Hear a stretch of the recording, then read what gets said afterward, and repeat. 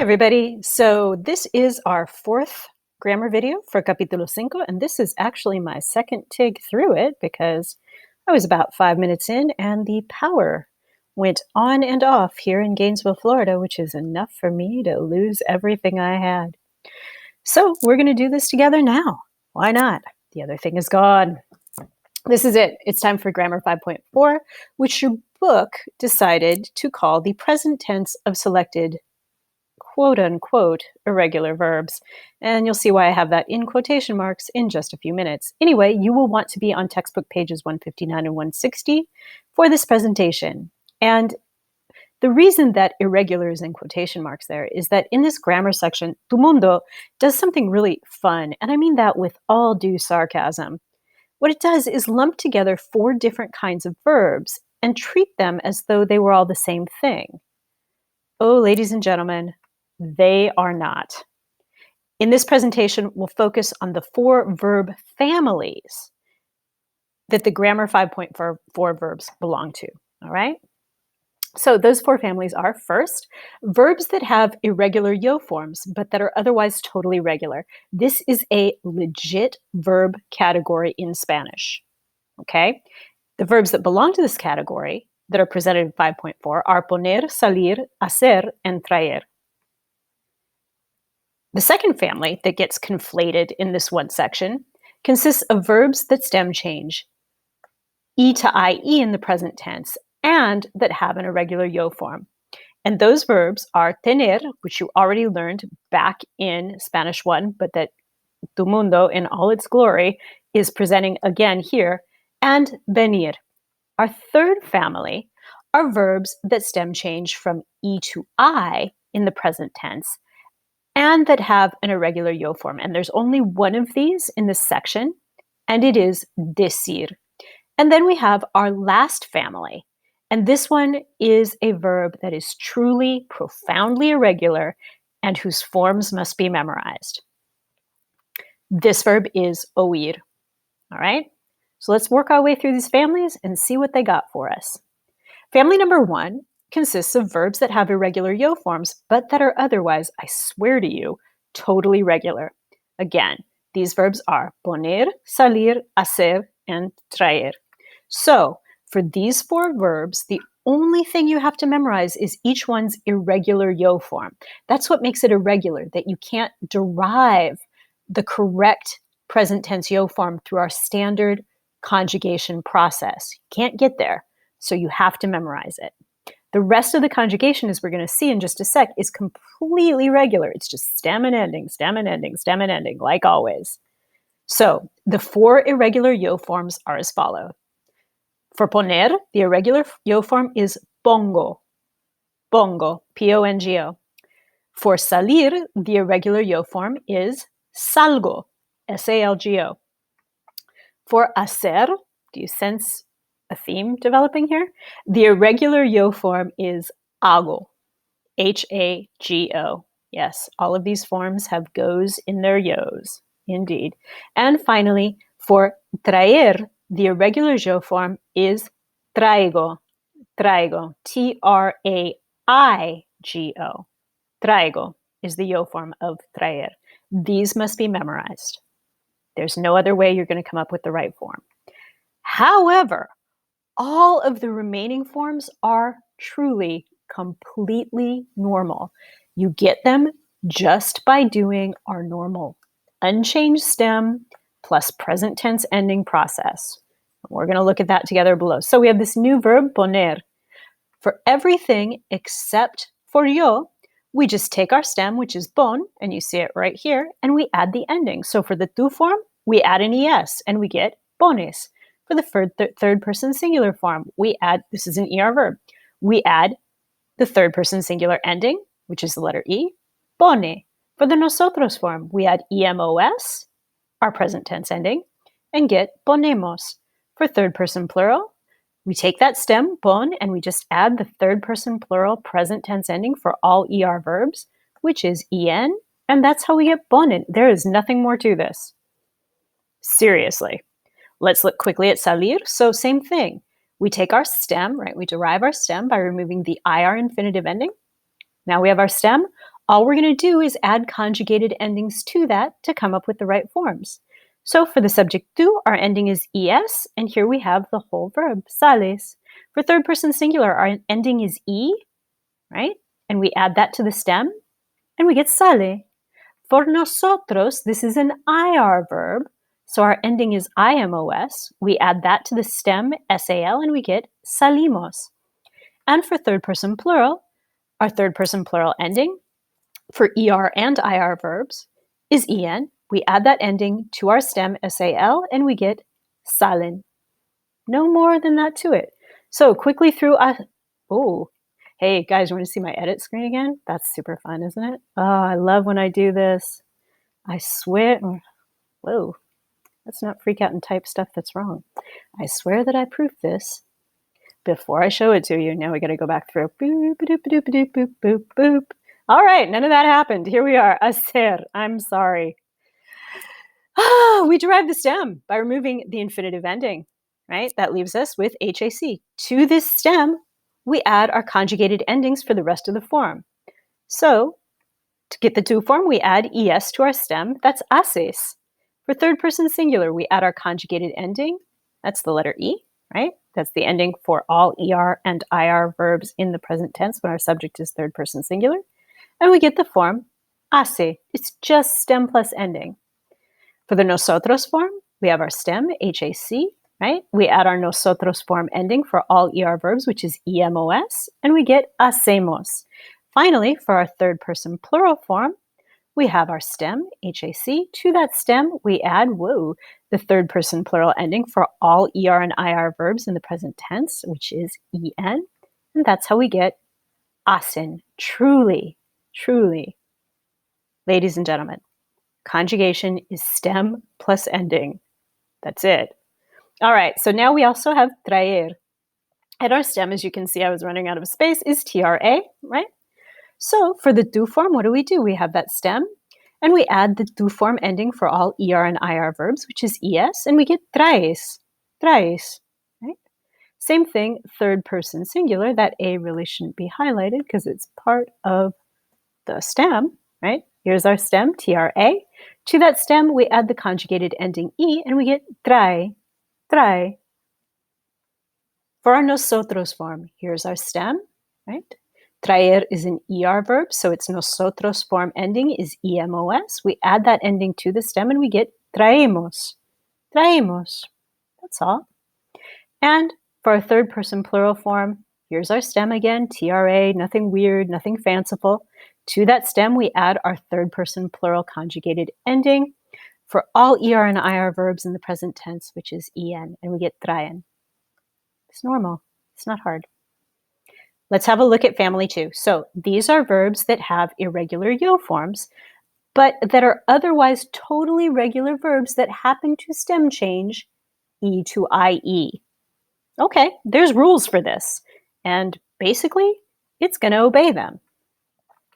So these two verbs are tener, which you already know, and venir, which is new to you.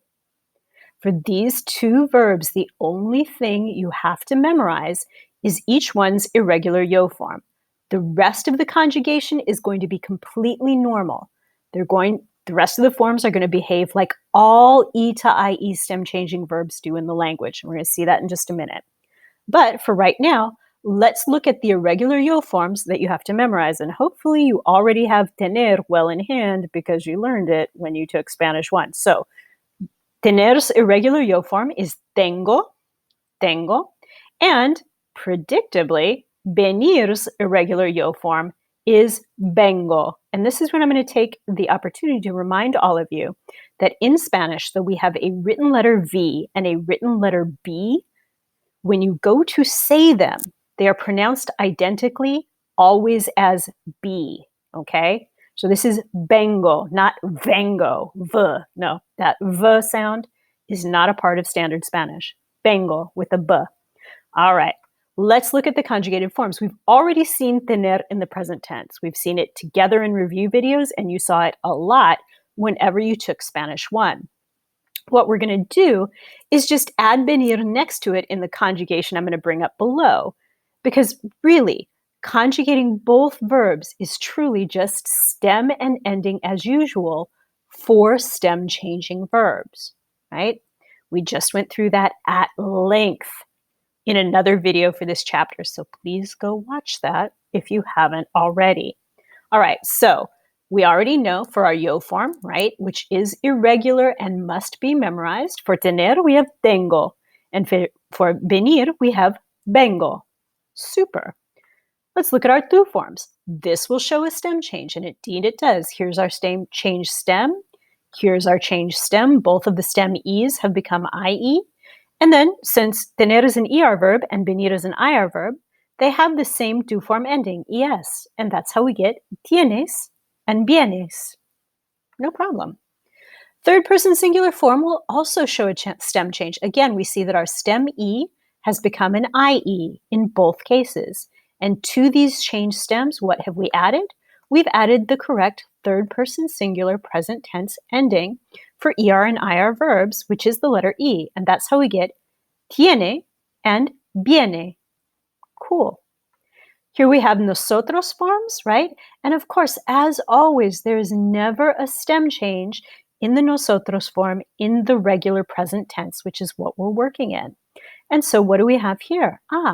We see unchanged stems, right? That E did not become an IE. TEN and VEN, right? To these unchanged stems, we add our nosotros forms and nosotros form endings, which are different, right? The nosotros form ending for ER verbs is EMOS. The nosotros form ending for IR verbs like venir is IMOS. This is how we got tenemos and venimos. Yes? Yes. And then our third person plural form, right? And this again will have a stem change. And here we see our stem E has become an IE and the same. Yes? To these changed stems, then we add our third person plural ending for all ER and IR verbs in the present tense, which is EN, right? There it is there on that verb, and here it is here. So change stem plus ending gives us our conjugated forms. And those are, right here, tienen and vienen. All right? All right. Let's keep going. Time to look at family 3. This just has one verb in it for now. This verb has an irregular yo form, but other than that, it's a totally normal verb. It just stem changes E to I. This is a very new type of stem change for us, okay? The book actually does not cover it in the stem changing verbs section because your textbook is magical. All right, but there is a whole family of stem changes, and I did mention this in my other video, and it's in the other slideshow. This is a stem change family, E to I. So the verb that we're going to work with here is decir, all right? And the first thing we have to remember is that the only thing you have to memorize is this verb's irregular yo form. The rest of the conjugation, and you also have to memorize that it's going to stem change E to I and not E to IE, okay? So really two things, sorry. But the most important thing to memorize is its irregular yo form because you're never going to get that through any conjugation process, right? And that form is digo, all right? There you go. Digo, D-I-G-O, is the yo form of decir in the present tense. Got it? Good. Let's look at the rest of the conjugation. So conjugating decir is still really just stem plus ending as usual. It's just that the stem change we're working with here is different, right? This time we're working with an E to I stem change. So let's do this. The yo form, again, is irregular and must be memorized. It's digo. You memorize it. But the rest you can get through the conjugation process, right? How do we do that? Well, for the tu form, we take the IR infinitive ending off of decir to get our stem. We know that our stem change is going to show in the tu form, so we change that stem E to an I. Now we have our change stem, DIC. To that, we add the tu form ending for all IR verbs, which is ES in the present tense, and we get dices. dices.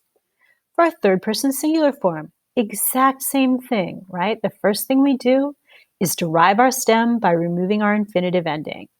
That leaves us with dec. Then, because this is a stem changing verb, we change that stem E to an I, because this is an E to I stem change. To that changed stem, dic, we add our third person singular present tense endings for IR verbs, which is the letter E, and that gives us the full conjugated form. It's a little too much highlighting. Dice. Okay?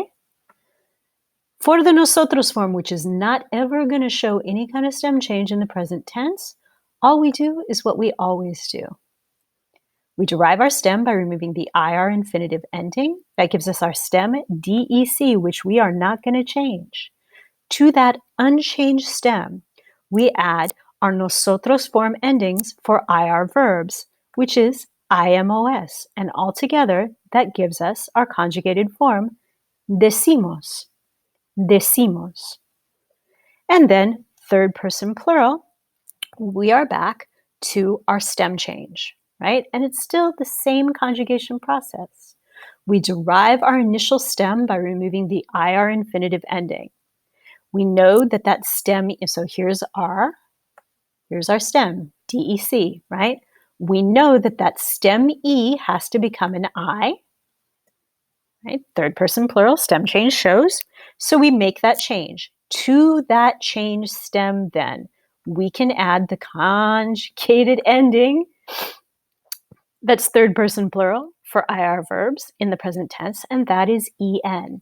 And that's how we get to dicen. Dicen, our third person plural present tense form of the verb decir. Again, the only one of these that you have to memorize is the yo form digo.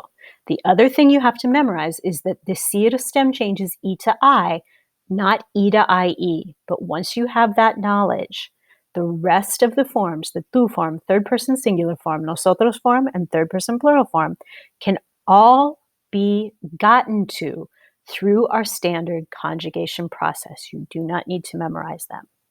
And you can see all these conjugated forms, by the way, on textbook page 160.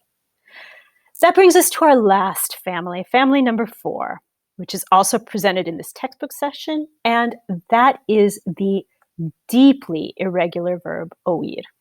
I regret to inform you, ladies and gentlemen, this one you're going to have to memorize. Every single form you're going to have to memorize. It's just 5 words, but still. All right, let's talk about the yo form. Its yo form is irregular. It's oigo. O-I-G-O. No way you're going to get this unless you memorize it. The tu form has a spelling change. So it's O-Y-E-S. Okay, you got to memorize that. There's no way you're going to get there without it. Third, the third person singular form has that same spelling change. This Y just sort of jumps up out of nowhere and jumps between the O and the E. Oye.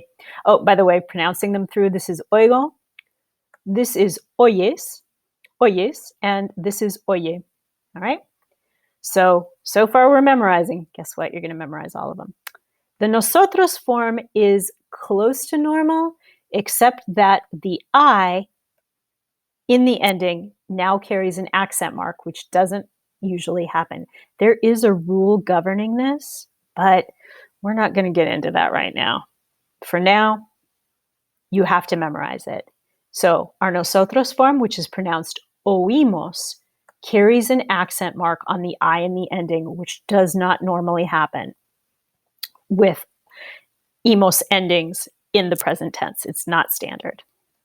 Lastly, in the third person plural form, there's going to be the same spelling change that you saw in the tu form and the third person singular forms, and that is that Y jumping out of nowhere and putting itself between the O and the E like, hey, I'm your Y, here I am. Oyen. Oyen is how this is. So 5 forms that you have to memorize. The yo form, oigo, the tu form, oyes, the third person singular form, oye, the nosotros form, oímos, and the third person plural form, oyen. All right? These are the ones that are truly profoundly irregular. And just like you had to memorize all your forms of ser, because that's a profoundly irregular verb, and all your forms of oír, because that's a profoundly irregular verb, so does it have to be, no, all your forms of ir, sorry, because it's a profoundly irregular verb, so it has to be with oír. This verb needs to be memorized. Yo form is oigo, tu form is oyes, third person singular form is oye, nosotros form is oímos, third person plural form is oyen. All right? I hope this helps you guys with the crazy mishmash of verbs presented in Grammar 5.4 in our book. Kind of a mess, really not my favorite thing ever. And I hope this helps you to keep organized when you study and know where to prioritize your memorization tasks and where you can depend on your conjugation processes and avoid memorization. And that's it. That's the last of the 4 videos for this chapter. I hope they help you. And I hope that wherever all of you are when you're seeing this, that you're having a great day. Hasta luego. Ciao.